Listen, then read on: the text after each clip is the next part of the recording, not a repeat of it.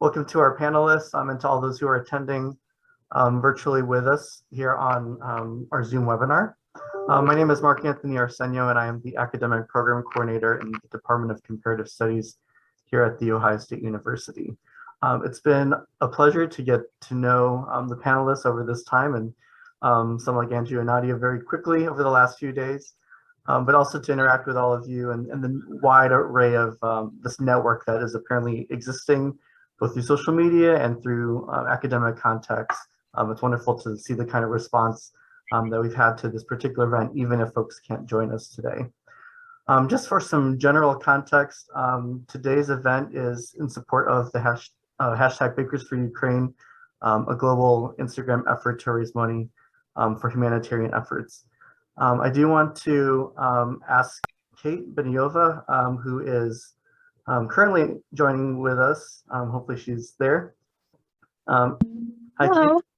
Kate is working here at Ohio State in the Medical Center and is taking some time, precious time in between tests to join us today. So Kate, welcome. I'll open up the floor to you if you can just briefly share what Bakers for Ukraine is, who's involved, what it's meant to you. Yeah, it was meant to be an initiative to help to spread the word about the caritative organizations working on Ukraine and on the borders. When we started it, in the time there wasn't enough information about this, so we wanted to help to spread the word. And when Christine from Patisserie joined us, she had idea that we can actually raise the funds to help these organizations to raise the funds through the Instagram. So we did that, and actually we able to manage to raise more than $50,000 for these organizations we choose. So it was quite amazing how many people joined us in this effort, and it was more than 450 bakers on Instagram. So I'm still really amazed about this community. Wonderful, and thanks for sharing that perspective, Kate. As soon as I found out about it, I was trying to find ways. I'm relatively new to the Instagram baking community, and so to connect with people through the love of baking has been a true pleasure. So thank you for taking the time to join us. I'll share that. Yeah, I'll share that right now. Kristen was supposed to be joining us, but there's some stuff at work also. But she had updated me to say that we're at 52,000. So within the last three to 3.5 weeks. I think that's just an astounding number through the goodness of people's hearts and generosity. I'll point out here, and I'll include in the chat as well, that Corinne from Corinne's Cakes is also part of this, as well as Sasha from Sasha Cakes Chicago, along with Kate and Unimo Patisserie Kristen. The four of them have been wonderful co-hosts, tagging people's stories and sharing the love of food and community through all of this. For those who were able to watch Zev's documentary in advance or donate to the cause for today, the net proceeds are going toward Save the Children, and then Kate Kirker from Pomóż Ukraine. Pomóż Ukraine, yes. It's a local Slovak caritative organization. It's actually a collaboration of our local organization like Amnesty International Slovak part, UNICEF Slovakia, and these kind of big caritative organization, but those are our local version of this organization.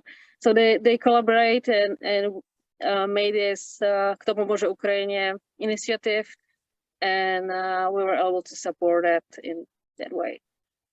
Excellent. And then the other two organizations, USA for the UNHCR and then World Central Kitchen. So these four organizations will benefit from the generosity that everyone's expressed and shared throughout the last few weeks. I'll also mention that I'd like to just put a shout out and thanks to the Center for Slavic, East Europe and Eurasian Studies here at Ohio State, who's also helping to support access to watching the documentary that is the basis for our conversation. So thanks again, Kate. Please feel free to join us or head off to your next experiment for as long as, stay as long as you can. Yeah, thank you so much. So I'd like to then turn to our panelists, and if you can all just introduce each of yourselves and just take turns. I'll start with Zev because he's the artist and filmmaker whose documentary we're going to be discussing, and then we'll just go around the panel here. So hi everybody, thanks for coming, thanks for donating. I'm Zev Robinson. I've been making documentaries about food and related social issues and how everything connects up since 2008. So it's been 14 years. I finished the document Real Bread Bakers in just before the pandemic shut everything down. So, but we've had a few online screenings, and that way it's also gotten an international audience. So that's me. Andrew, how about you? Since you're a part of the documentary, if you can explain who you are and how you fit into the discussion. Well, thank you very much. Good evening, everybody. Well, it's evening in Scotland anyway. I'm Andrew Whitley. I started a bakery in Cumbria in the north of England in the 1970s. And the reason I did that was because I'd become concerned in my previous job, which was trying to tell the truth to listeners in the Soviet Union, to the BBC Russian service. I was a producer in there, and I had lived and studied in Russia in the 60s. I was concerned that I wanted to do something practical about the looming environmental crisis. And it was really my experience in Russia that alerted me to the fact that our bread was not as good as it could be in Britain. And I didn't really understand much about the historical underpinnings for that. But when I started baking and realizing that I was trying to do something very simple in a world where everyone thought that it needed to be complicated, it changed my perceptions considerably. And I struggled on for some years with a very small village bakery, trying to make a living while growing most of my own food. To be a kind of peasant, I suppose, is the way I thought of it anyway, and modeling myself on my heroes of Russian literature, Tolstoy on the one hand and Chekhov on the other, trying to balance the scientific with the spiritual. And I eventually left the bakery and wrote a book called Bread Matters, which tried to analyze the problems with the bread system at the level of individual digestion, as well as at the level of corporate control of commodity markets and the food system generally, and all the disadvantages of that. And that led to people saying we ought to campaign about this. And so we started a campaign for real bread in England, well, in Britain, really. I then moved to Scotland and became very concerned to find that Scotland grows a large quantity of wheat, but doesn't use any of it really, only a few hundred tons of about 1 million to make bread for people. The majority of the wheat grown on some of the best land in Scotland goes into biofuels or animal feed or cheap alcohol production.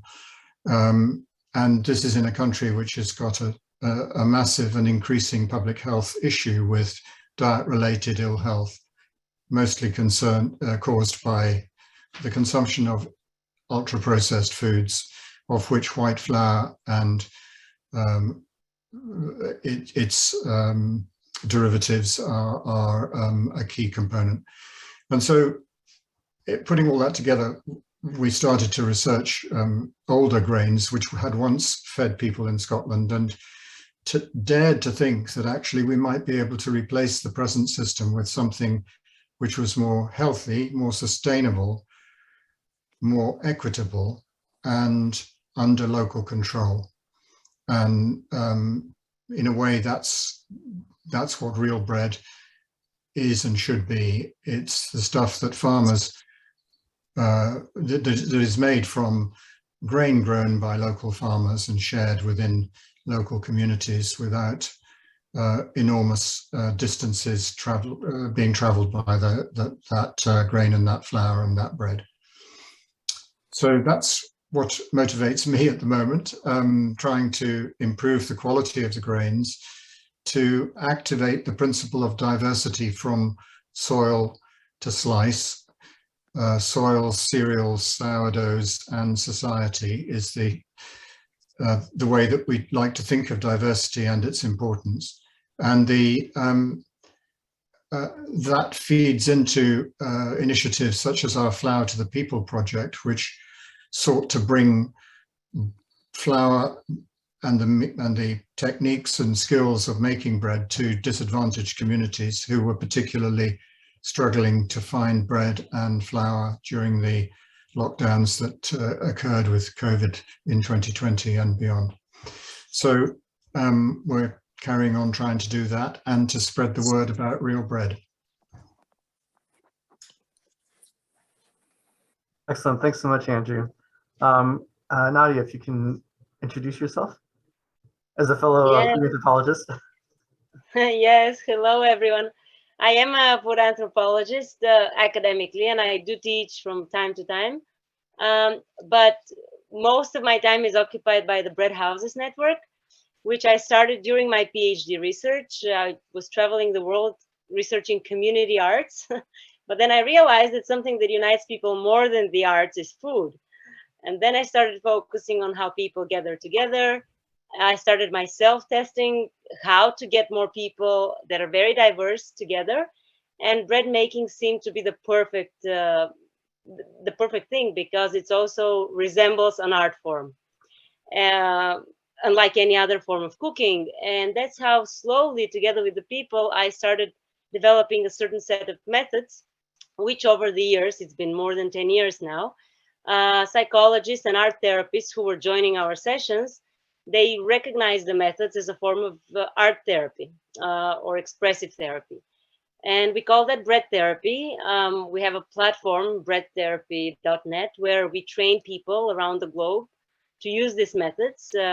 We certify them. Most of the people are art therapists or social workers or psychologists, but also sometimes artists, sometimes bakers, sometimes just community organizers, NGOs, honestly, a very diverse palette of people, about probably more than 100 now on 6 continents. So it's been growing, and even with the pandemic, we still keep training people online. Also, we have a game that we send to people who are not interested to offer it professionally, so to say, but just to do it with their family, with friends, or just some, way informally in their community. And the game is called Bakers Without Borders. It won a United Nations award for intercultural innovations. I just like that term, intercultural innovation. Really what we try to do, what I've always wanted to do, is just to bring people who are from very diverse cultures, but also very diverse social backgrounds together, with disabilities, with special needs, with you name it, refugees. Now we have baking sessions with Ukrainian refugees. We have a lot of them in Bulgaria. I'm based in Bulgaria now, even though I used to live in the United States.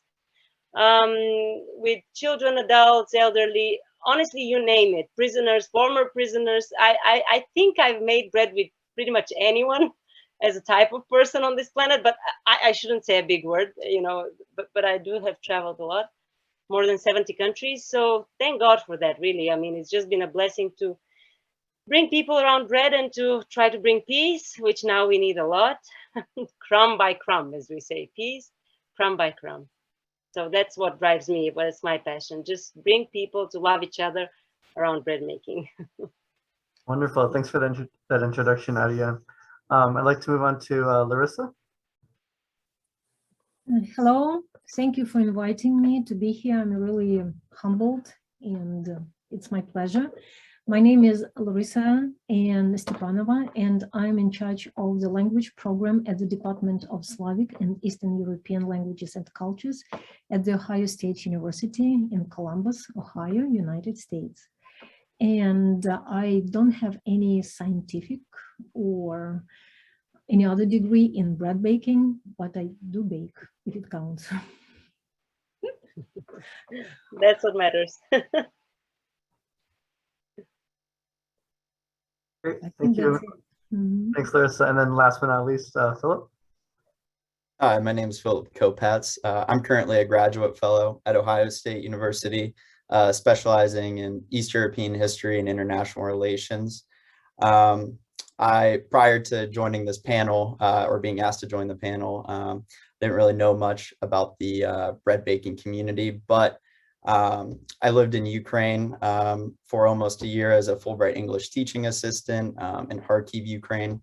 And then I'm a co-founder and editor of Ukraine Unlocked, which is a weekly newsletter about the country's relevant political, economic, and cultural news stories. And just in general, our goal is to make Ukraine accessible to a wider audience. So feel free to subscribe anytime at ukraineunlocked.com. But here, my role is to share some stories about what I know about the bread making community in Ukraine, and I'm eager to share with you guys what I found out, and then to just learn more about the bread baking community across the world. Thank you. Thank you all for introducing yourselves. I guess before we move any further, I just want to kind of create an outline for what we're hoping to do today. Officially, we're aiming to try and wrap up around 1 or so, just for the sake of people's times, for those who are taking some time out of lunch or dinner, wherever you may be. And then we've got the panelists here until about 1:30. So if you're able to stay for that long, by all means, please do so, but also feel free to leave if you need to. I've just now realized that the text was not showing up, but you should be seeing a live auto transcript appearing on your screen if you are, if you'd like to use that feature as well. At the bottom of your screen, for most folks, at least those in attendance, not the panelists as well, but you should see a chat function as well. Maybe there's a Q&A box there. So as folks are talking, if you have questions, please feel free to put that in the chat or in the Q&A, and I'll use that to moderate our discussion today. And so with that said, I'd like to just open up the floor first to the panelists' reactions to Zev's film. Hopefully all positive news is that this isn't the time to break down the film and give Zev all the critical feedback or anything. I think on my part, I think it was a great film, but I'd like to hear everyone's opinions about what they thought of Zev's work. And then Zev, if you can wrap that part of the discussion up, just see where it goes from there. I can start because I really loved Zev's approach to connecting the present with the past. And to myself, it was very interesting to find out that what was happening in England with the bread being with such low quality, and people who had the vision to offer good quality bread to the mass, to the low-income people, was already historically, something that existed. And Andrew is kind of restarting that revolution together with other folks in the UK. Is something that is also happening in Bulgaria, which is very much just over the past 10-15 years after the fall of communism. And I just re-experienced what I had from childhood. My grandmother, actually great-grandmother, telling me how in Bulgaria there used to be a bakery at every single corner, and that used to be the community bakery. And actually the baker would sell bread, but also people would bring the bread from their home and bake it there. So it was something like the community pub for the women and the kids especially, but even the men. They would sit and chat and talk for hours until they waited their bread to be baked, or just buy a loaf of bread. And she missed this a lot because communism closed down those small bakeries because they were a private property and you couldn't have your own private business, and everything was centered on factories. And I grew up with her memories of that bread, and I was thinking, oh my God, what must have been that taste? You know, it was like a dream in my head. It was something that I was just hoping to one day experience. And actually, my husband and I started a bakery when we got married, precisely to try to revive that taste, that real bread that Andrew is talking about. And actually, it took us a whole year to make up our own sourdough, because we experimented with all kinds of recipes, all kinds of types of sourdough. And because it's something so alive, it really is very responsive to the local temperature, the local humidity, you know, to the, I don't know to what, but it really was complicated. And finally, at the end of the first year, we had the perfect sourdough bread. And then we hired employees. I was the one selling at the beginning, and my husband was making the bread. Now we have 10 employees and 3 vendors. So it grew as a business, thank God. It was very hard at the beginning, Andrew knows probably. But I just firmly believe in that people should have access to that real bread, because it's something that's very humbling and something at the same time so wonderful that it's just a pity if you haven't experienced it and you've always been fed on, you know, white toast bread. So it's just a richness to have it. Thank you, Zev. It really was a wonderful documentary. Thank you. Yeah, I can continue if I may. So I just want to follow up on what Nadezhda was saying. I really appreciate this stand that bread should be accessible to everyone, and good quality bread. I will just share my experience when I came here many years ago I immigrated here from Ukraine, and I was used to a very different type of bread that people would usually eat in Ukraine. And I will talk maybe a little bit more about that today, later today.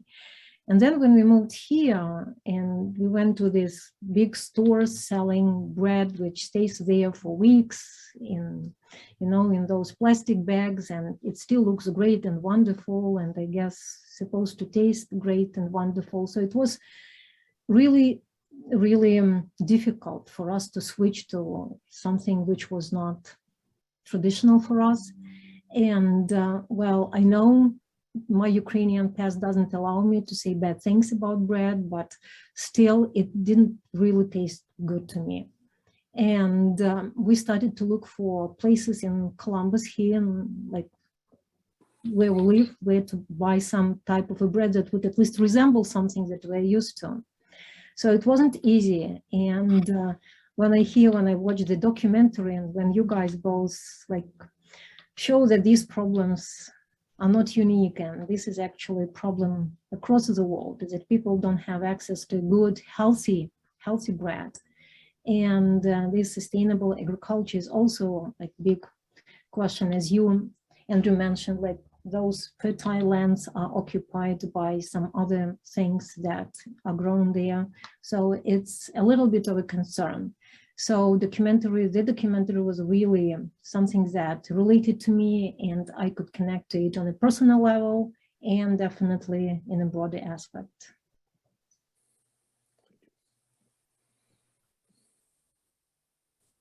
Yeah, I can go on. So, you know, from my perspective, you know, living and growing up in the United States, you can go to the grocery store and you can go get, you know, the big bag of bread for like 99 cents. And it'll last for weeks. Or you could go to the Artesian bakery side where it's a little bit better. You can get some better quality bread.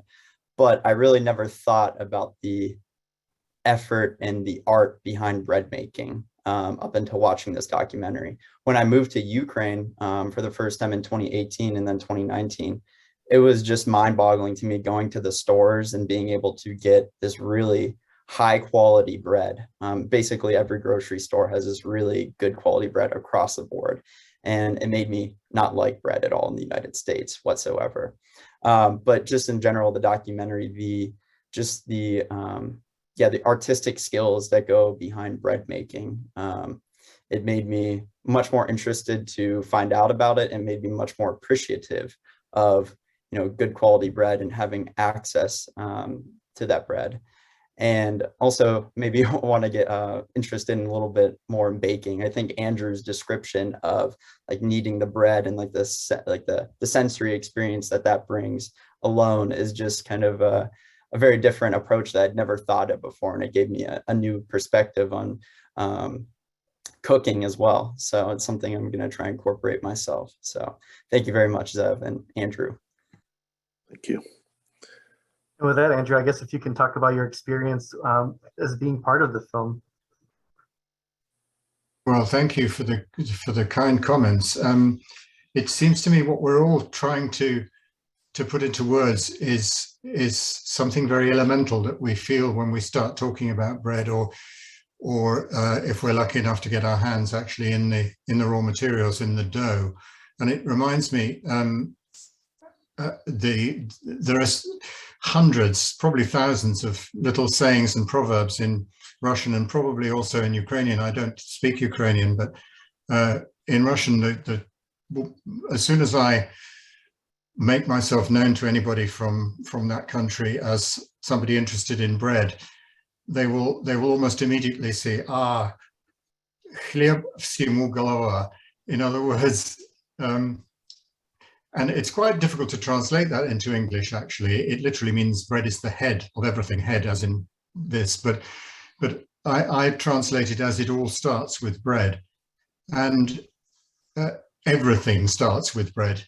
And it's so easy to see that as soon as you are talking about bread or sharing it, or gathering together with other people to share it, either making it or simply eating the baked product, some very different things are going on in addition to the act of digestion, nutrition and digestion of nutritionally important or maybe not so important in the case of industrial bread ingredients. And that other sort of thing that's going on seems to me to relate to our understanding that particularly when we're baking sourdough, we're participating in a process that is dominated really by lots of tiny microorganisms. And when we reflect that we as human beings are actually we're told that we have more bacterial DNA in our bodies than human DNA, if one can make that distinction, it enables us to see that actually we're just a bundle of the same sort of things operating in what looks to any baker who actually sort of thinks about it for a little while, looks very much like a kind of interactive process of communication between the elements in the dough.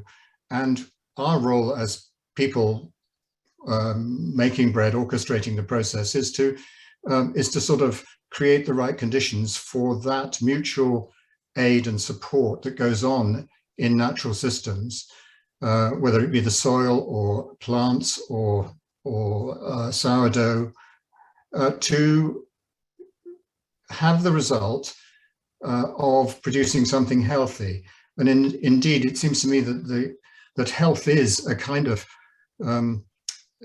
it's an emerging process or emerging fact in processes, rather than being a kind of state which can be achieved by the ingestion of certain nutrients or indeed pharmaceutical products. So it's to do with being a participant in that process from soil to slice, where all the various components are interacting in a way that is mutually supportive. Of course, there's a degree of competition within there, but it's always restrained by that overarching principle that no single element can get out of control and take over. And we can see the damage that does to human society when individuals get disproportionately powerful or rich. And indeed, in such societies, it's often the quality of the bread that suffers, because too much power is in too few hands, and ordinary people don't get access to what should be everybody's birthright, which is good, wholesome bread as the basis of their diet. That's very well said, Andrew. And Zev, before I have you respond to these opening comments, as I shared with the panel, for me, this strikes as a very slow food kind of a film, talking about the sense of good, right? Good for your body, good for health, and good for community. Clean food that's clean for the environment, and very well attentive to that. And fair food in terms of trying to bridge that gap between the producer and the consumer. I'm curious, Evan, were you thinking about those things? Is that just a natural part of the story that's being told here? What are you getting from the impact of this kind of the film you made? So, well, first of all, thanks to everybody for their responses. Much appreciated. It gives a certain meaning to my work, and it's a lot of work to do that. You know, I have my points of view. I look for the complexity of our foodways. So it's never a simple, you know, let's just go vegan or let's just go organic and we'll all live happily ever after. It's far more complex than that. Before I did a couple of films about Glasgow's foodways, and one of them, before the one that I did just before Real Bread Bakers, was called the Glasgow Diet. Now, Glasgow has a long industrial tradition. A lot of manufacturing. There was mines around here. There was shipyards. There was other manufacturing factories. But when I did the film, it was called the Glasgow Diet, and Glasgow has a notoriously bad diet,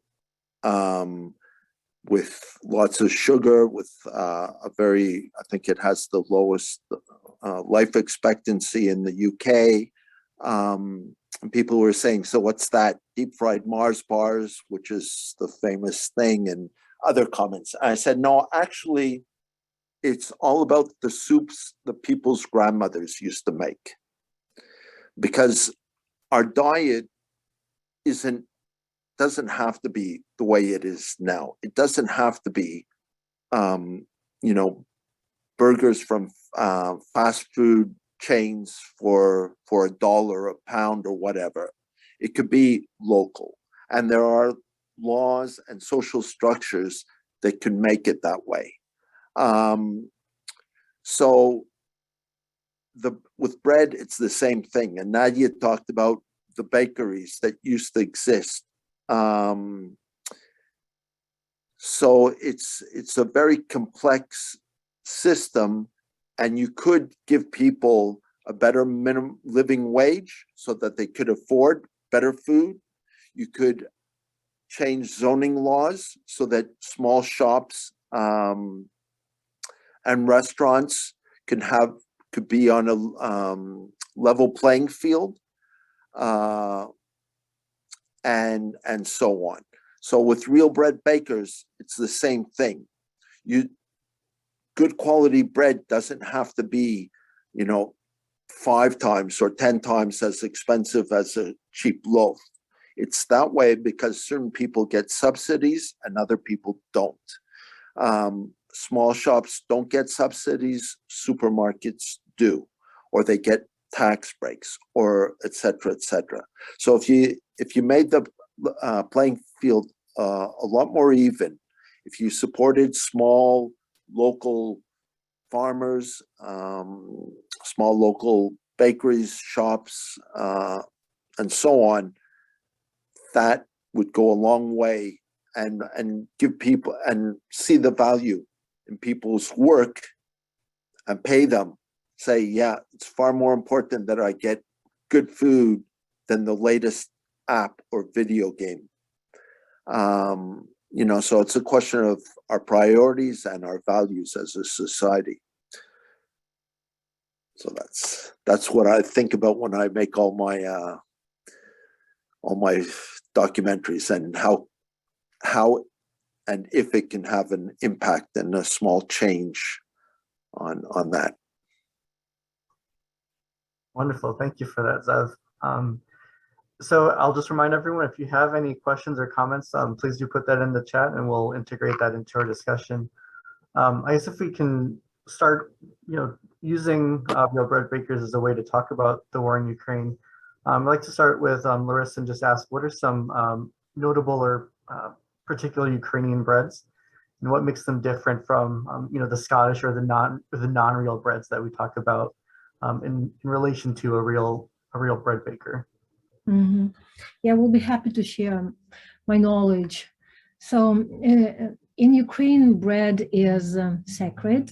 In Ukraine, bread is everything. In Slavic cultures, probably in general, probably Nadezhda will support me in that, right? So, and it is a symbol of life. So since ancient time, bread was respected and was honored by the people. And as we already mentioned, I believe Andrew already mentioned this, like sayings that people have about bread, and Ukrainians call bread sacred bread, holy bread, saint bread, gift from the God, and head of everything. Like everything goes with bread, and bread is the head of everything. Well, in Ukrainian culture in particular, bread has this symbol, is used as a symbol of life in all the rituals and all the traditions. So, for example, just to give you some pictures of how bread is popular in Ukraine in everyday life and in symbolic life. Let's say if you're invited for a wedding, usually you would come there with a loaf of bread, right? And Philippe, I see you're saying yes, probably you've experienced that. And then when newlyweds are blessed by their parents have this special bread baked with lots of different good things in it to bless the newlyweds for a good life. And when a new baby is born, so you come to somebody and you bring something with bread in some shape or form, be it a cake, a pastry, or like usually people, especially at all the times, would come with a loaf of bread again. If you're coming to a warming party, housewarming party, of course you bring bread there.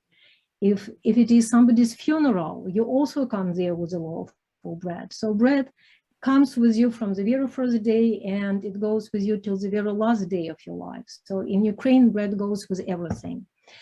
And it is a symbol of holiness, symbol of forgiveness, of imperishable memory, and everything. So usually when you invite visitors or guests in your house, you would have a loaf of bread with a tip of salt on it. So this symbolizes that bread as a symbol of life, changing, everything changing in this life, and salt is something which is stable in this life, that doesn't change. So this mixture of two things in one symbol really represents the whole spectrum of everything that happens with us and around us. Of course, nowadays things are different, and people don't come to all the weddings necessarily with a loaf of bread, but still, like closer people, closer families still bring, as I said, bread in some variety, be it a cake, especially be it karavai or something. But bread is very much present in Ukrainian life. So if you have traditional Ukrainian food, you always eat it with a good loaf slice of bread, right? So Ukrainians love their sliced pork, which is called sala. How do you eat it? With a nice thin slice of freshly baked bread. You cannot imagine your life without that if you're Ukrainian.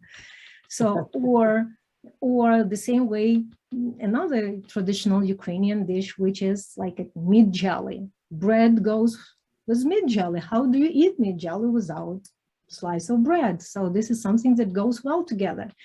So, and you eat your soup, right? All those filling soups, what do you eat it with? With a nice slice of bread. And like Ukrainian borscht, it also goes with this bread.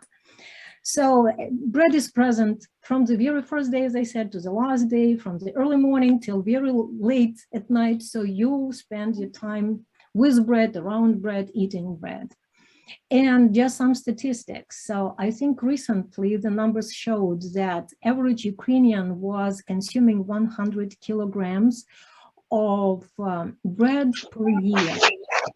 80% of it goes with the rustic varieties of bread, and 20% goes for this, like pastry goods or something. So as for the traditional Ukrainian breads, as I already mentioned, there are special types of breads for different traditions, for different celebrations. And probably one of the most popular is a bread called Collage, and it was baked for special celebrations, as I mentioned, for some holidays, or even for weekends. And this bread was baked usually from a wheat flour, because wheat flour was more expensive type of a flour compared to rye flour, let's say, or some other type of flours. So it was also symbolic that for special occasions or for weekends, we can eat this particular bread, and which is called collage. And it has like a hole in the middle. And as I said, usually holidays would go with this collage bread, celebrated like always with the collage. And lots of sayings in Ukrainian about bread, and especially about collage. There is one saying that says, if you want to eat collage, then you don't lay on oven all the time, which means if you want to achieve some results, you need to leave your zone of comfort, right? And so make an extra step in order to achieve something meaningful in this life. So bread, as I said, is very much used in even this everyday folklore. So now big holiday is coming for all people who have faith, which is Easter. So for Easter, Ukrainians have this yet another type of bread, which is called Pasca. And this is, since it is a holiday bread, it is baked with a wheat flour and lots of the good add-ons, which is eggs and butter and stuff. So, and the bread is symbolic, but also the process of baking this Easter bread is very symbolic. So the person who starts this bread has to be in a good mood. And when you make the dough, and it needs to rest for some time in order to rise. So the dough needs to stay in a quiet place with people not disturbing the dough, because it's a holy dough. So you cannot even step into the room where the dough is rising. So it's the whole process of preparing dough and bread, and it's not just the bread that you eat, it's everything that goes around it and around your life, because bread is your life, right? You live your life with bread. So this will be well, another type of bread. And very traditional bread for everyday life that Ukrainians would eat is called, well, just sourdough wheat bread. Usually it was baked with wheat, and it was called palyanitsa. Again, all Ukrainian breads are round shape, and this resembles the shape of sun, right? So yet another meaningful connection here with something that gives birth, that gives life, that gives us warmth, right? Bread and sun. So this bread was also eaten by a little bit more richer people on everyday occasion. Like more simple people who didn't have enough money, they would eat bread, also sourdough bread, but so-called black bread, or bread baked with rye and rye flour. And so rye flour could be mixed with wheat or some other flour like sunflower flour, and some even potato flour. So, and this is I don't know, the most popular bread in Ukraine. And this is bread which in Ukraine is eaten, as I mentioned, with everything. So this is extremely popular bread, and based on the recent research, as Andrew already mentioned, it has very good influence on your digestive system. It is rich in nutrients.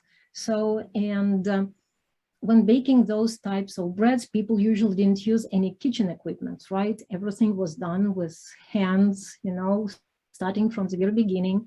And usually the bread was baked in a special oven. And again, just people who had this special skill could start doing something with breads. nobody else was even allowed close to this process of making bread. So that's why bread was considered. Oops. So looking at the documentary and what I have seen in my personal experience, how my grandma would bake this bread. So people did exactly the same process, like starting with just water, flour, and the starter, and then they would add up some other things to make it happen, like the whole process. So I'm not sure, I haven't tried any bread that was shown in documentary, but it looks like, well, at least it looks like something very close what I have experienced in Ukraine. So that's my take on that. Thanks so much for sharing that context, Larysa. You know, taking that into account, so we can let the panelists know what's coming up next. Nadia, I'd like you to talk about. I saw you nodding and smiling along with what Larysa was saying. So I'm just curious what your experience has been like with different kinds of breads, and if any of that resonates in the regions you've looked at. And then we'll turn to Philip. And Philip, I'd like to know from your perspective, what is the situation of bread like today in terms of Ukraine and the war, and anything else you'd like to add with that? So start with Nadia. Yes, I was nodding because a lot of what Larysa was saying is relevant to Bulgaria. I'm just sorry that we do not bring bread to any of these events that you mentioned. It's always the host that is expected to provide it. So I'm thinking, was this changed during communism? Probably. to that kind of consumer culture. But we have absolutely the same, you know, the bread with the salt and always honey. That's what we always have. The salt goes with honey because the salt is a symbol of the difficult times we might go through together, and the honey symbol of the love that we have to survive through those times. So, and you know, just the forgiveness. if we fight, it's the forgiveness. But then there was just one thing that's very interesting, and I wonder if you have it in Ukraine, is that in Bulgaria, every family used to have a bread stamp to put on the bread. A wooden stamp that was actually religious. So it would have a cross in the middle and the words Christ the Victorious in Greek, actually. It's written in Greek, Isus Christos Nika. And the women would put it on daily bread as well as festive bread. It was just a way to bless the bread. And they had to hide it during communism. At the beginning, the first years of communism, when the bakeries were still open and they would still bring the bread to bake at the bakery, old women, like really old ones, 90-year-old, would tell me that they used to put the stamp on the bottom of the bread so that nobody would see that there was a cross on top of the bread. That was so inventive. I mean, and then of course, then they hid the bread stamps in the closet, and only now I managed to dig ours, you know, our family bread stamp recently. And I collect bread stamps from all over the world anyway. But Larysa, sorry, so do you have that tradition of bread stamps? Well, usually it's done just for the Easter celebration, when you bake the special type of bread, as I mentioned, Pasca, right? You bake it and it's a special process, and then you decorate it like with this holy cross. And if you are able to put those letters there, then you take the bread in a nicely embroidered towel and go to the church to be blessed by the priest. So, but on everyday like occasions, not that I know, and I have never heard about that, but I'm sure it was tradition at some parts of Ukraine. I wouldn't be surprised. Yes, well, they have this in Greece. So the Bulgarian traditions resemble much more the Greeks in many ways. And the Greeks still use it in their daily breads. They didn't have communism like us. So this passion of mine for bread stamps, yes, I've been researching them around the world as much as I could find. I found in Italy, in southern Italy, they had a lot of this tradition, and actually there each family had their own bread stamp. It was not religious. It was just they chose a symbol. Usually it was an animal or a geometric shape, and then the bakers in the town would know, hey, this is that family's bread. So it was just a way to not have to put your initials on the bread, so that they wouldn't confuse the bread, who's the owner of the bread, when they bake it in the community ovens. all of this is related to this notion of community ovens, which is also something that I've been researching. I created a website, a platform called Lovens, like ovens, but with L, so it's the love that they fire up, lovens.net, and I've been collecting stories from different countries about community ovens, and I myself have helped people build such ovens in a few different countries. Maybe some of you have had, probably Andrew has had some of such experiences in England somewhere with community oven projects. There's a lot in Canada, actually. Zev, there's I found so many just online. I found so many parks where people have built community ovens in Canada. It's an interesting kind of a small movement growing too with this notion. It's just, again, this type of idea of bringing people around bread, whether the stamps or the ovens. But I guess just to wrap up your question about breads around the world, I would say even in cultures that are rice-based, as in Asia, I haven't traveled that much, but still I've been to 6-7 countries in Asia. Even there are types of bread, let's say rice bread, and it's eaten for special occasions. There's also potato bread or cornbread. And it's interesting, bread always has a special position in any culture because it's something beautiful that you can create with your hands and you can decorate it. And it really takes a lot of effort. And as you said, Larysa, it takes a good mood, because if you don't bake bread with love, it just doesn't rise. It doesn't work out. So the key to it is that it really requires love. And who knows what that is? Is it magic? Is it faith? Is it some sort of bacterial micro universe? Who knows? But it just requires love. So that's why I think it's so special everywhere. Andrew's got his hand up, and then we'll go to Philip. I just wanted to respond to Nadezhda's thinking about community ovens, actually, and you sort of speculated there might be some in the UK. Actually, that's a tradition that died out with our very early and very complete industrialization. So one can find pictures of from 100 years ago of people using community ovens, but or communal ovens, i.e. taking there to be baked. But I think that this is going to have a resurgence now, because when you think about it, and this actually links very much with some of the geopolitical things that are going on in connection with the war and the high energy prices that have resulted from the dislocation that's occurred there. As a result of that, we've now see fuel poverty becoming sort of taking its split, was characteristic of everybody's life. If you go back in this country, you go back 200 years and you find people were really hard put to have any kind of money to spend on baking their own or cooking their own food or baking their own bread. And in fact, in the 1820s, there's a wonderful radical writer called William Cobbett, who wrote a book called Cottage Economy, praising the thrift and the economy of ordinary country people who grew their own food and baked their own bread.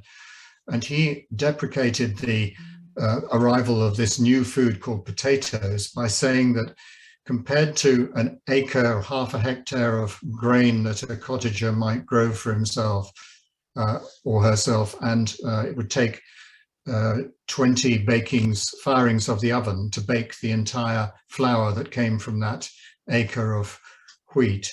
It would take 900 boilings of the potato pot in order to cook the result of the potatoes coming from that same area of land.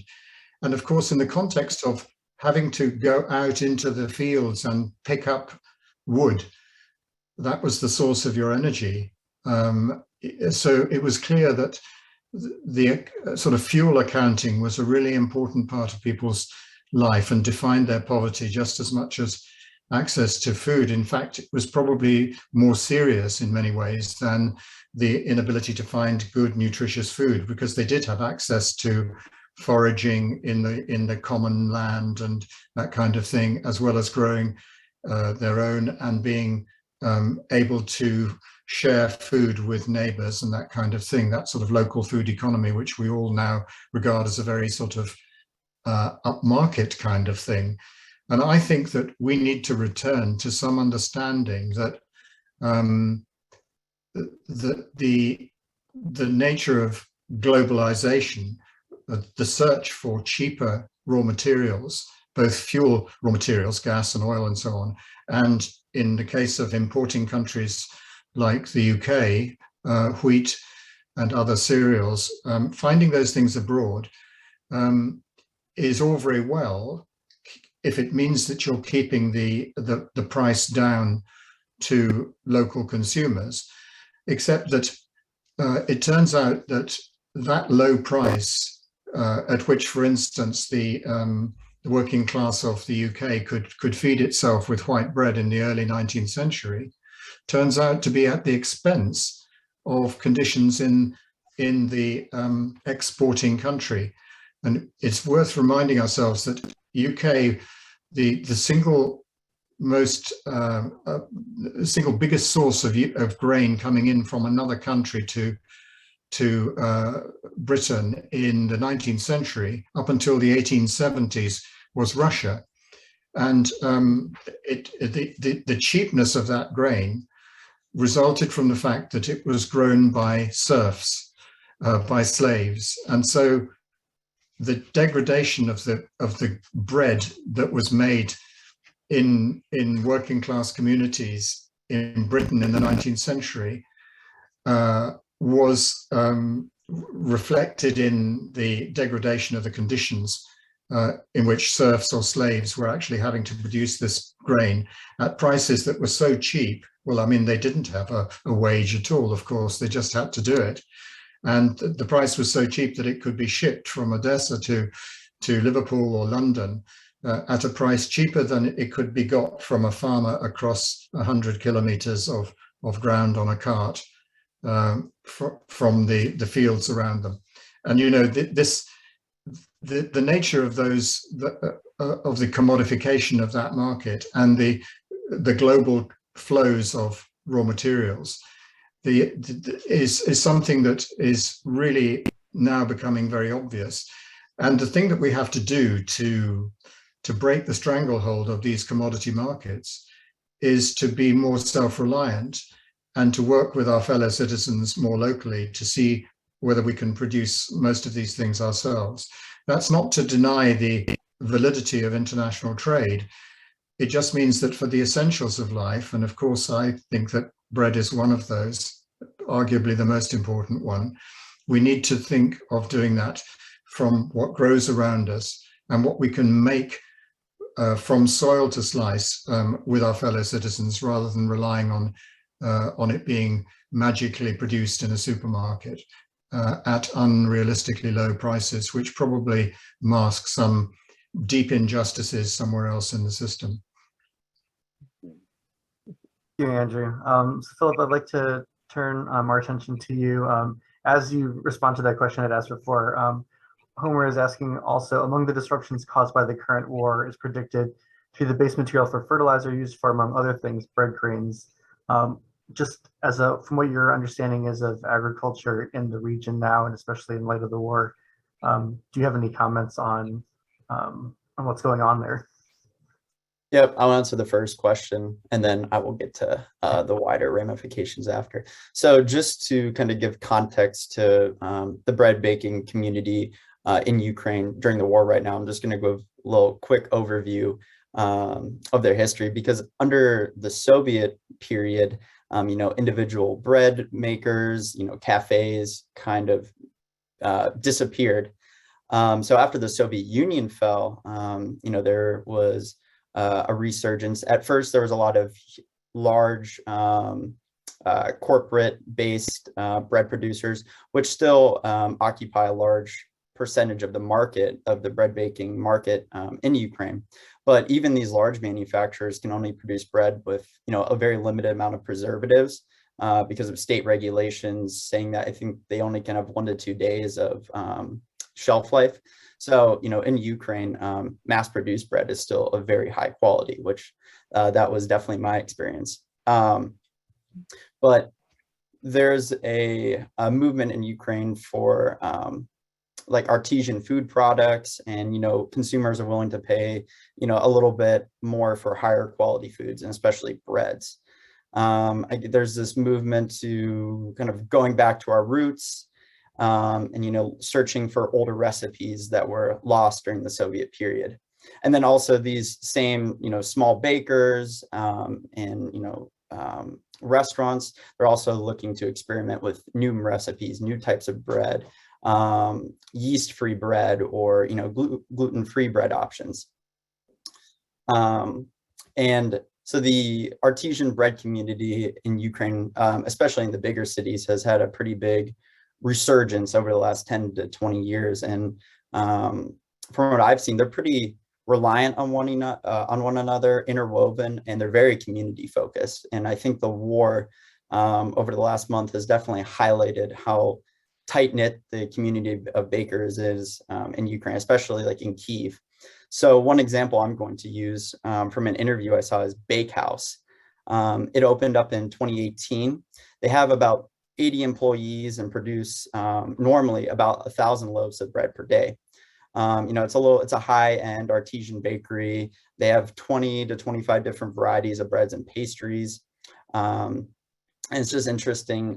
Most of the bakers that she at least employs are from in Ukraine are men. So because of draft requirements, a lot of men, all these bakers cannot leave the country. So her bakers have stayed in the city, and they moved to a more secure location that's in a basement. And they've opened up their storefront where they're only offering about 4 varieties of bread, but it's still very high quality bread. And even though there's been a lot of people leaving the city to head westwards for refuge, they still have a strong flow of customers coming in every day to get food. And they're very appreciative of the opportunity to get access to this high quality bread. But Bakehouse, at least over the first 2 weeks of the war, they donated about 15,000 loaves of bread to local nonprofit organizations. Specifically, it's a group of local restaurant owners in Kyiv who then distribute it to internally displaced individuals, hospitals, and then military personnel. There has been some, issues with supply chains as the war is taking on. Bread is becoming harder to find. Well, food items in general are becoming harder to find. In some cities, there's lack of electricity, water. So as the war will continue on, it's going to be a bigger challenge for these bread makers to continue to produce bread, both for paying customers and to donate. But I think their efforts over, the last month kind of just demonstrate how they banded together and work to help support their community in any way possible.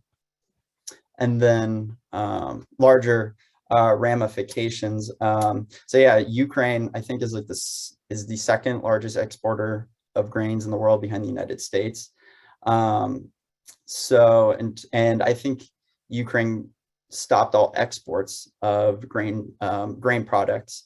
So I think initially a lot of countries in the Middle East and North Africa are going to be hit hard by Ukraine not producing or sending out grain products. I can't remember which country, but there's one country in Africa where they only receive grain or bread imports from 2 countries, one of those being Ukraine. So they are hit very hard. And in general, bread occupies a very large plays a very large role in people's caloric intake. I know in Ukraine, for example, the average individual, bread is about 40% of their yearly caloric intake.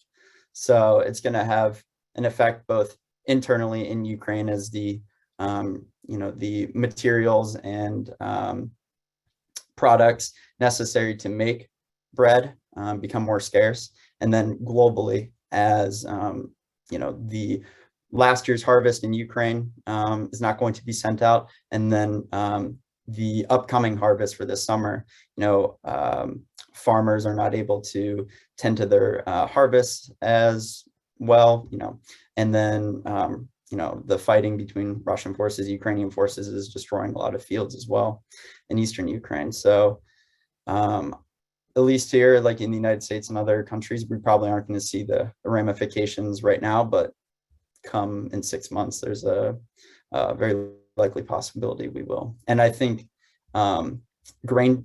wheat prices are the highest they've been since 2008. So we can expect those to increase as well. Thank you for that overview to all of you at this point of contextualizing the importance of bread in Ukraine and how this is looking more globally in different regions and the contemporary effects because of the war. I want to start answering some of the questions that are coming up for the last, we've got 16, 17 minutes or so. Rick Livingston here from Ohio State is asking, traditionally, what was the relationship between home baking and professionally made bread in Ukraine, Bulgaria, Scotland, and elsewhere? A very wide question to try and tackle, but again, that relationship between home bakers and professional bakers.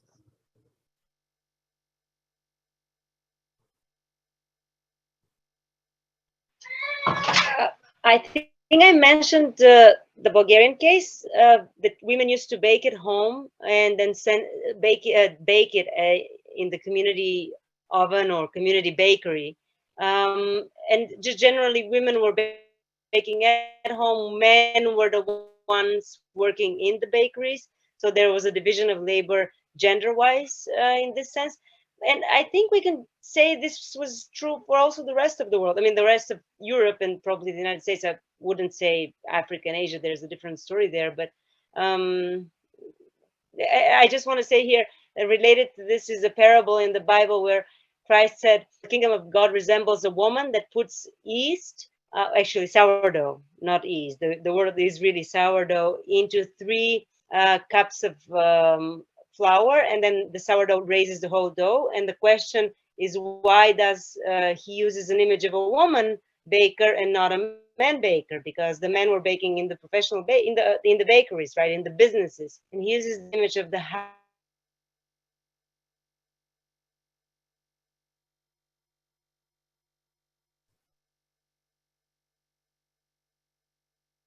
I think Nadia's screen has frozen momentarily, so I will open up the question to others in terms of. I've been talking about love the whole time. Sorry. In terms of Ukraine and Scotland, what is that relationship like between home bakers and professional bakers? Can I just chip in on Sure. the Scotland issue? It's interesting that in Scotland, home baking is synonymous with baking cakes and biscuits and pastries at home, not bread. For so long, bread has been supplied to most people by large industrial bakeries. Scotland was very completely industrialized, really, with massive enclosures of land, pushing people into tenements where they had no ability to cook let alone bake bread, or even wash their clothes or anything. That all had to happen outside the house in early industrialization. And so those traditions of sort of domestic self-provisioning were very cruelly and very aggressively damaged by industrialization. So when people did eventually get cookers in their houses or were able to do something for themselves, it was really to cook the things that were occasional treats rather than the sort of the staff of life, i.e. ordinary bread for keeping body and soul together. My mother was from Scotland. I was brought up in England, and she actually baked all our bread when I and my brothers and sister were young. That was a pretty unusual experience, actually. But she did it because I think she had a typical sort of Scottish thrifty attitude to trying to make the available resources go as far as possible. And I have to admit that even though it was wonderfully wholesome wholemeal bread, my occasional sheer joy at going down the road to my friends where I could eat white sliced bread with golden syrup on it was one of the features of my childhood. So it's I do understand the attraction of highly refined sweet things. It's just that as Seneca, the Latin poet, classical poet, once said, white bread, I like white bread, but white bread doesn't like me. He had noticed the effect of over-refined food on his well-being and digestive system and so on. So there's a saying in English, a little of what you fancy does you good, but the important thing about that is a little, not what you fancy.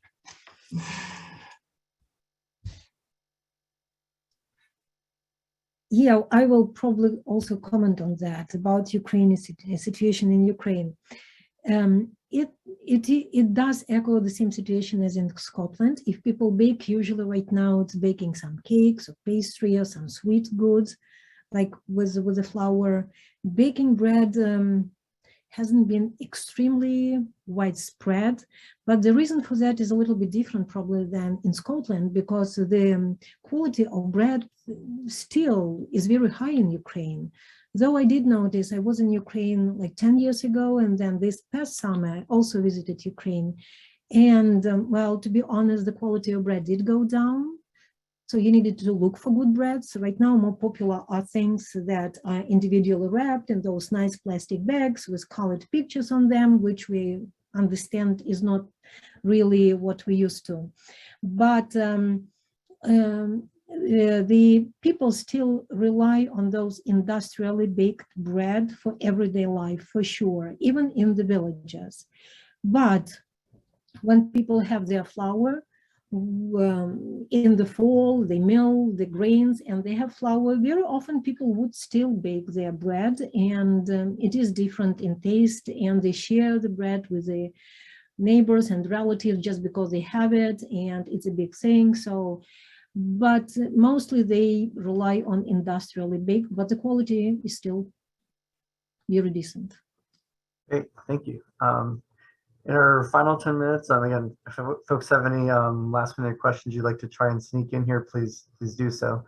I think that we've got a comment and question here from Alba, writing that commoditization is rife in all aspects of basic necessities, including increasingly with housing, which is a hot commodity in developing countries. Are we perhaps looking at a return to a serf economy? Or how might, I suppose a different way to ask the question is, how might we consider an importance or return to bread and all of these different pieces of maybe basic necessities?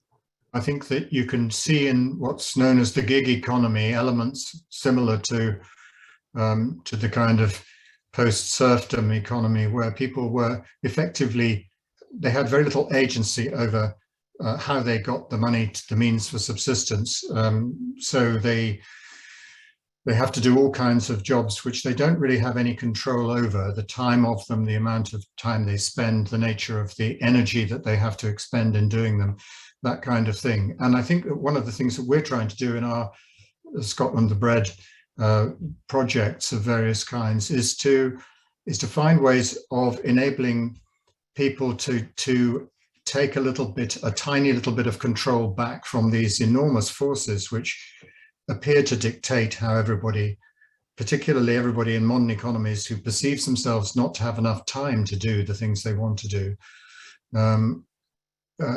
get on. And I think that part of that is simply giving people a taste of something different, showing the connection between the raw materials that it's made from and the end result, i.e. locally grown grain milled into whole wheat flour and turned into bread with sourdough. because many people have no idea what actually goes into bread. Some of the additives are not declared, and so their potential negative effect is difficult for people to understand. All they can see is the low price and the convenience of something that never seems to go off. And of course, you know, people like me tend to say nothing goes off because there's nothing biologically in there of any value, so it can't decompose in the way that real food does. But that's not the way that you see it if you've got little time to spend on anything other than working to pay your housing costs. I think that's a very big issue, as Alba said, and your fuel costs now, which are going absolutely through the roof, particularly in this country. So it's actually an opportunity to open up this discussion and say, it seems to me that we won't get anywhere unless we enable people to see whose boot has been on their neck for all this time. It's not, you know, the need to keep food prices low has been presented as a political necessity in Western countries in order to make the economy successful on the world stage.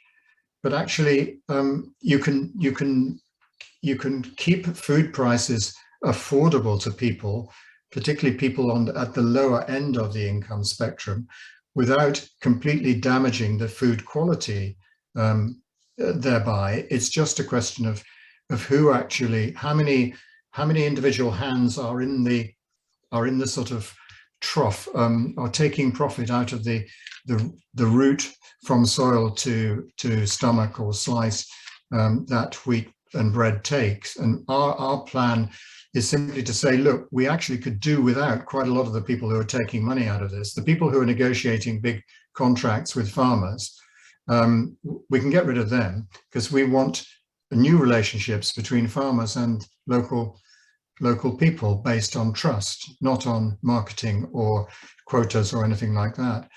And then we can get rid of the big mills, because there's no need to send the grain away somewhere to have all its major nutrients taken out of it, to be returned back to bakeries in a form of highly refined white flour plus some additives.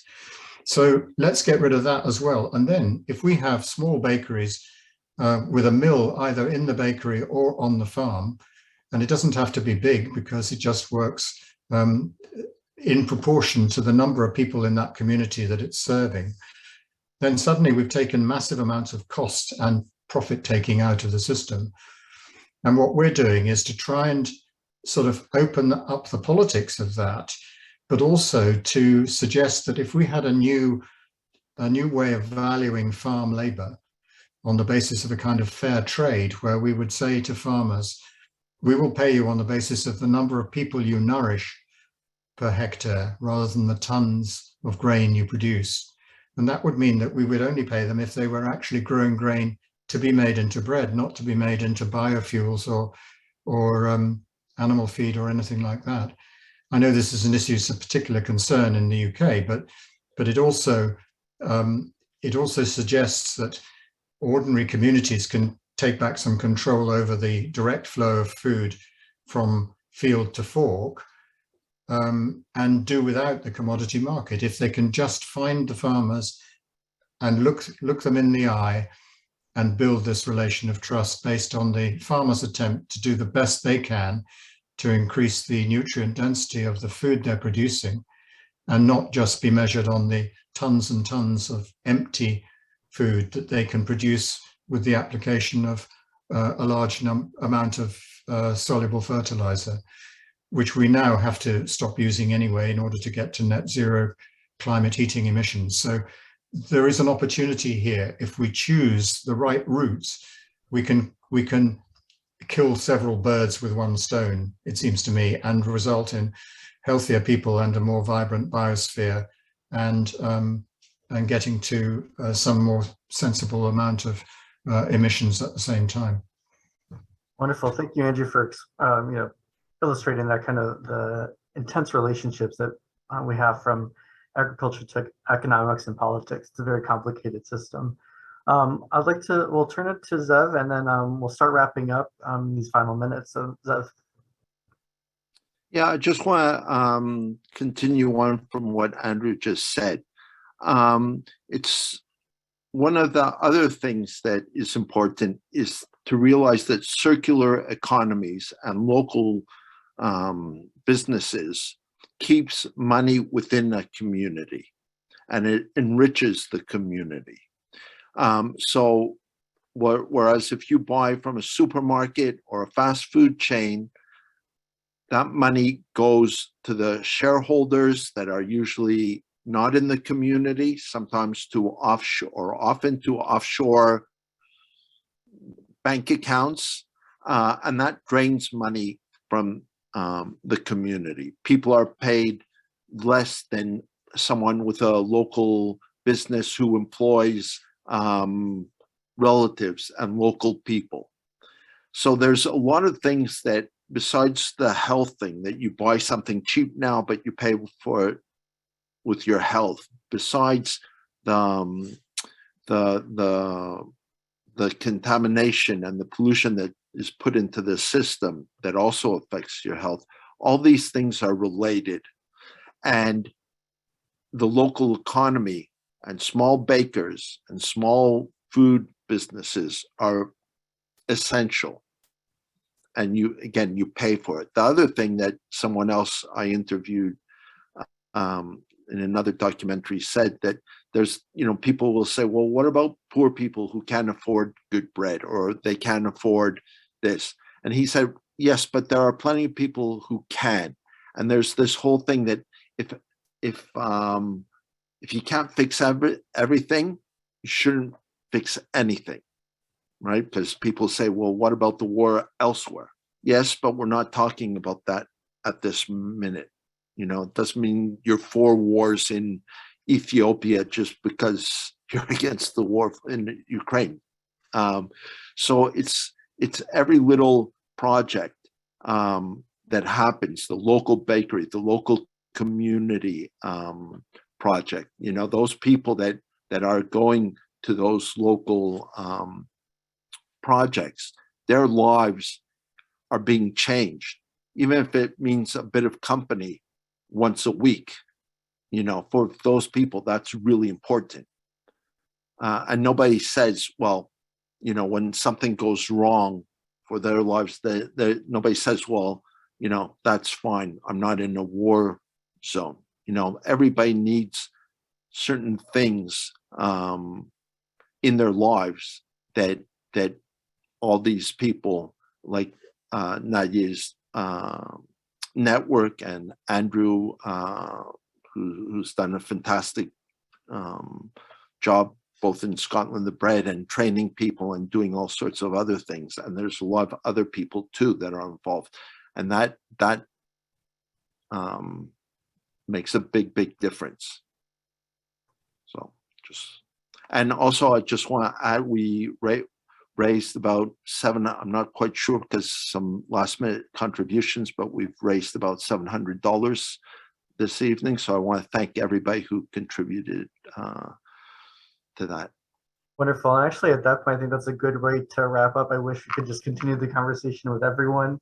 But for our attendees, I'll ask the panelists to stay for a little bit just so we can debrief really quickly. But for the attendees, thank you so much for joining us. The current plan, should everyone here on the panel be okay, we'll share this webinar link for people to see. And I know this is a tough time for people to get to it, so we're hoping we'll get more people to view this documentary and then rewatch this webinar. So thank you again for joining us.